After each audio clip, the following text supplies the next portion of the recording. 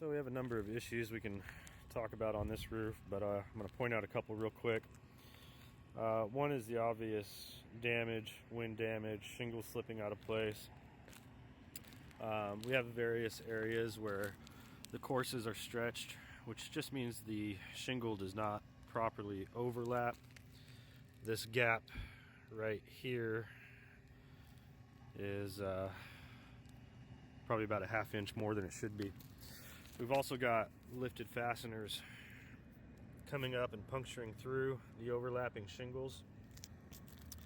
There's a number of reasons this can happen. It's happening on this roof in various areas throughout.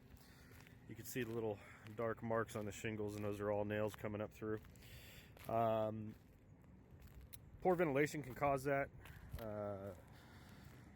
Frequent and rapid fluctuations in the temperature in the attic space will cause more drastic expansion and contraction of the plywood sheathing, which will cause those fasteners to back out.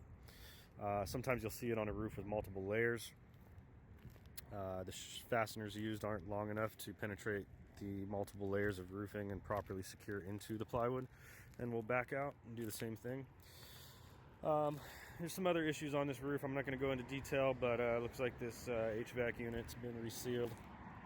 There's been some improper repairs done, more shingles that have blown off, more lifted fasteners throughout, and lots to talk about, lots to be done.